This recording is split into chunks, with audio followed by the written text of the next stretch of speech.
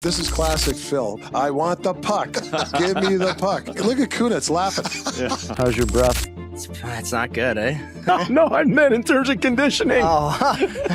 I can hear Phil behind me now. Phil, you better get you on the bike there, buddy, if you're going to keep eating these cookies. That's your fourth one today.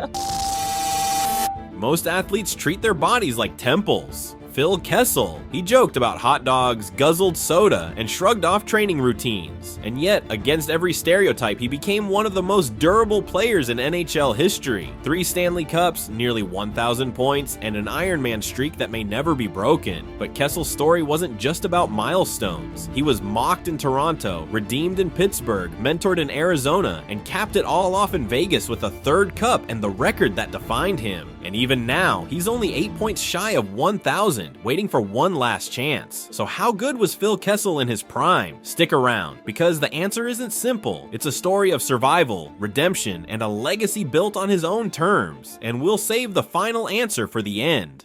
Phil Kessel entered the NHL in 2006 as a 19-year-old phenom, drafted 5th overall by the Boston Bruins. He was seen as a natural goal scorer, a pure finisher with one of the most dangerous releases scouts had ever seen. The Bruins expected fireworks, and at first, they got them. Early that rookie season, Kessel showed flashes of brilliance. 5 goals by mid-November, lightning-quick hands, and a skating stride that defenders couldn't keep up with. But then, right when it looked like his career was just taking off, disaster struck. In December 2006, Kessel was diagnosed with testicular cancer. For most rookies, that would have been the end of the season, possibly the end of their career. For Kessel, it was just another obstacle. He underwent surgery immediately, missing only about a dozen games. Less than a month later, he was back on the ice, playing like nothing had happened. The hockey world was stunned. This wasn't just a kid who could score. This was a kid who could endure. By April, he'd won the Bill Masterton Trophy for perseverance, dedication, and sportsmanship. No rookie before or since has ever earned that award. Kessel had announced himself to the hockey world not just as a sniper, but as someone with a level of resilience you couldn't measure in goals or assists. Therefore, right from the very beginning, Phil Kessel's career wasn't about fitting into a mold, it was about breaking it. After 3 seasons in Boston, Kessel had become the Bruins' most dangerous scorer, putting up 36 goals in just 70 games in 2008-09. He was on fire, but the relationship with the team had cooled. He wanted a bigger role, and when contract talks went nowhere, he asked for a trade. Enter the Toronto Maple Leafs, desperate for a star to build around. GM Brian Burke pulled the trigger, sending 2 first-round picks and a second to Boston in exchange for Kessel. Those picks turned into Tyler Seguin and Dougie Hamilton, 2 future All-Stars. The Toronto media instantly framed the deal as highway robbery, and Kessel, just 21 years old, was under a microscope before he even put on the jersey. And in classic Toronto fashion, the pressure only got worse. Kessel delivered, leading the Leafs in scoring for 6 straight seasons. He never missed a game, played through injuries, and routinely buried 30-plus goals. But then, instead of being celebrated, he became the scapegoat for the team's failures. Toronto was mediocre, the roster around him thin, but the headlines painted Kessel as the problem. His conditioning was mocked. His love of hot dogs was turned into tabloid fodder. Radio shows attacked his quiet personality, calling him aloof and uncoachable. And while the press hammered him, his teammates saw something different. They saw loyalty. They saw a player who would defend his captain in front of reporters. A guy who never complained, never quit, and never once blamed others. Kessel wasn't a leader who gave speeches. He was a leader who showed up every night, no matter what. Therefore, while Toronto's media tried to turn him into a villain, Kessel quietly built a reputation inside NHL locker rooms as the exact opposite, a player you wanted on your side when the pressure was at its highest. By 2015, the situation in Toronto had become toxic.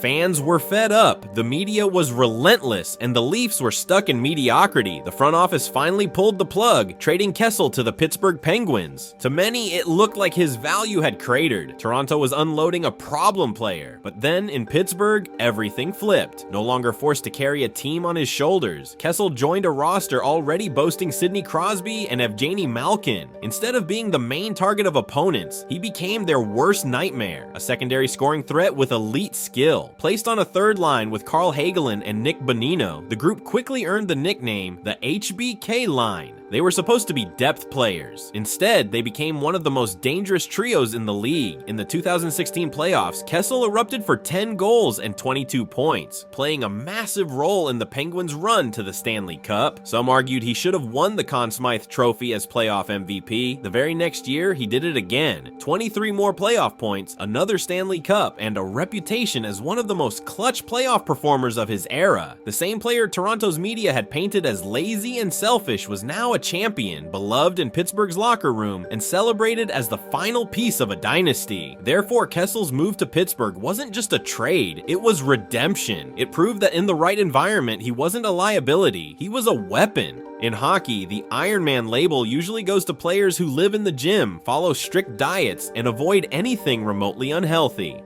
Phil Kessel, he built the most absurd consecutive game streak in NHL history on a steady diet of hot dogs, soda, and sarcasm. It sounds like a joke, but it's not. Kessel played through pain, through injuries, and through nights where most players would have tapped out. He chirped Zdeno Chara, took cross-checks from defensemen twice his size, and still never missed a game. His commitment wasn't flashy, it was stubborn. He simply refused to come out of the lineup. But then, the milestones started piling up. His 800th straight game, his 900th. In 2022, he broke Keith Yandel's record, skating in his 999th consecutive game. And just weeks later, he hit the unthinkable, 1,000 consecutive regular season games. To put that into perspective, Wayne Gretzky didn't do it, Mario Lemieux didn't do it, Bobby Orr didn't do it. Nobody did except Phil Kessel, the guy the media once mocked for eating hot dogs. Therefore, Kessel didn't just set the Iron Man standard, he redefined it. He showed that durability isn't about kale shakes or perfect abs. It's about showing up every single night, no matter what. In 2019, Pittsburgh, looking to shake things up, traded Kessel to the Arizona Coyotes. At first glance, it looked like exile, a once-elite scorer sent to a small market team in the desert. Many assumed it was the beginning of the end, but then Kessel showed that he still had plenty left in the tank. Even at 32, he led the team in points, dragged them into the 2020 playoff bubble, and became a mentor for a young roster. His sarcasm, his one-liners, and his easygoing personality made him a favorite in the locker room. There was one moment that perfectly captured his mindset. His wife went into labor during a game. Kessel played the opening shift just to keep the streak alive, then hopped on a private jet to be there for the birth of his child. The next game, he was back, streak intact. Therefore, Arizona wasn't a graveyard for Kessel's career. It was proof of his resilience, his leadership, and his refusal to let circumstances or geography define him. By 2022, Kessel's reputation was complicated. He was an Iron Man, a 3-time All-Star, and a proven playoff performer, but some teams still saw him as past his prime. That's when the Vegas Golden Knights took a chance, offering him a 1-year deal. But then, in Vegas, Kessel added another incredible chapter to his story. On October 25th, 2022, he broke Keith Yandel's Iron Man streak, skating in his 999th consecutive game. Just weeks later, he became the first player in NHL history to reach 1,000 consecutive games. The crowd roared, teammates celebrated, and Kessel, true to form, just shrugged and smiled. His scoring wasn't what it once was, but his impact went far beyond the stat sheet. Coaches praised his calming presence, his ability to keep the room light, and his willingness to accept a reduced role without complaint. When he was scratched in the playoffs, he didn't sulk. He supported his teammates, joked about his load management, and kept spirits high. Therefore, when the Golden Knights lifted the Stanley Cup in 2023, Kessel's third championship, it wasn't just about his numbers, it was about the legend. From rookie survivor to Toronto scapegoat to Pittsburgh hero to Iron Man record holder, his career arc was now complete, or so it seemed. After Vegas, the story should have ended perfectly. 3 cups, the Iron Man record, and a career few could match. But Phil Kessel wasn't ready to write the final chapter. In the summer of 2023, he expected at least a short-term deal, maybe a playoff contender looking for depth scoring or veteran presence. But then, the offers never came. Training camps opened, rosters filled up, and Kessel, 8 points shy of 1,000 career points, was still waiting by the phone. Insiders said he wasn't contemplating retirement. He kept skating in Madison, Wisconsin, training at the same unassuming rink with the same taped up sticks he'd always used. He let it be known he was willing to sacrifice the Ironman streak if it meant another shot at playing. For Kessel, the streak wasn't the end game. The love of the game still was. Teams flirted. There were whispers about Vancouver. Fans begged for a reunion in Pittsburgh. Others argued he'd be the perfect playoff boost in Tampa or Florida. And yet, no contract materialized. Months turned into a year. Kessel kept waiting. Therefore, the biggest question hanging over his legacy is still unanswered. Is there one more chapter left, or did the book quietly close without anyone realizing it?